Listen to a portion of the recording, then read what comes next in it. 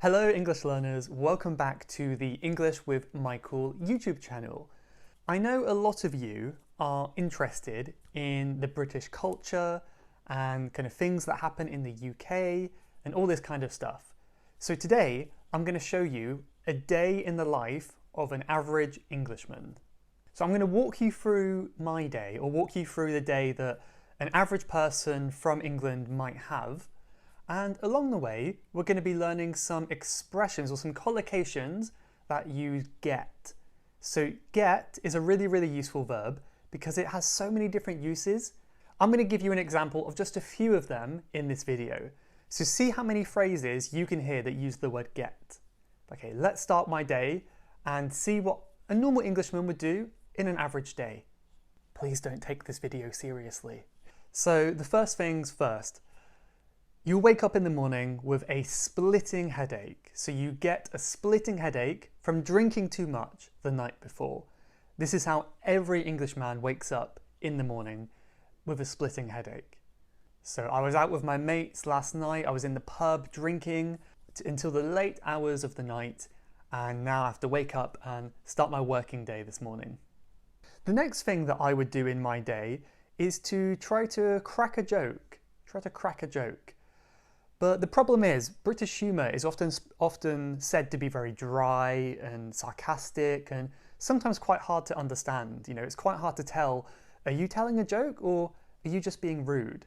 So usually I would go to the shop and tell a joke, and then the cashier would just not get my joke. They wouldn't get the joke. So that's the next problem, that telling jokes that people just don't get.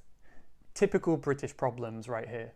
On the way home from the shop, it's of course raining. Of course it's England, it's raining. So that's why you get a cold. It's cold, it's wet, your immune system is bad, so you get a cold.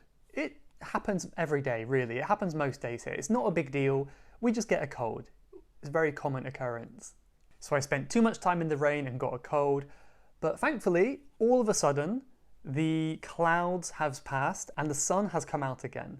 So the moment the sun starts shining through the clouds, I take off my shirt, I run down to the beach or run over to the park, and I try my best to get a tan.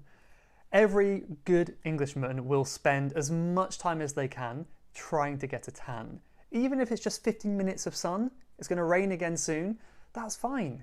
Use any opportunity you can to get a tan and fix those horrible tan lines on your arms. Of course, the sun, as always, is short-lived.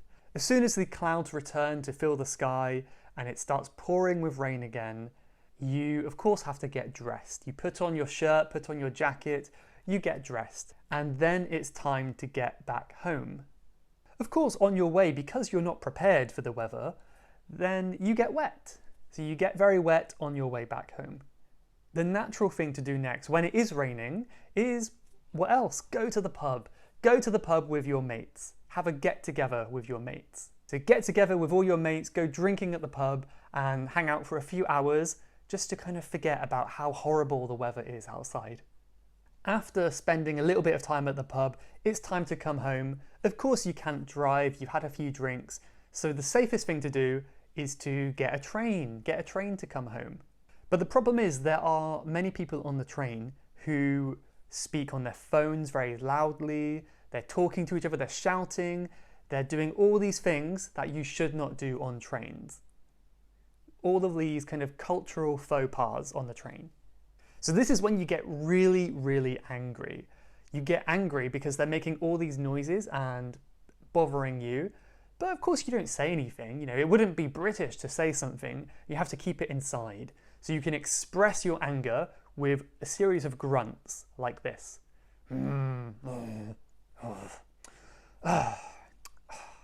So all of these annoying sounds you can make, and hopefully they'll get the hint, but maybe not.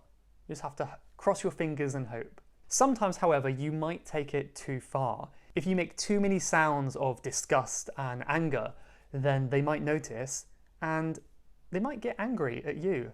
So at that point, then you get into trouble. You've got into trouble because you made too many sounds, and now the other people on the train are annoyed at you for being so passive. If you have a problem with me, why don't you tell me? That's what they're thinking. So you get in trouble and you have to kind of leave the train quickly to avoid any further conflict. At this point, I can kind of see this video is getting nowhere. I'm trying to look at these expressions with get. It's really getting nowhere. We're not making any progress. So maybe I'll have to end it here. But what do you think? What do you think about a day in the life of a British person? This is a very typical day for me. And do you think you could get used to it? Do you think it could be something you can grow accustomed to?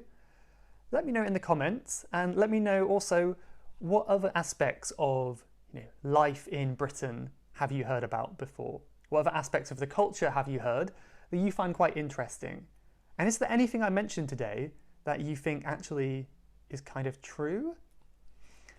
Obviously these are all stereotypes, and we had a little bit of fun, but I just wanted to give some examples of phrases with get. So how many did you count in this video? I hope you enjoyed this little quickie, and I'll see you in the next one. Thank you so much for watching. I'll see you later. Goodbye. By the way, please don't tell anyone that this is actually coffee and not tea. If anyone knows, I'll be deported from the country, so please keep it between us.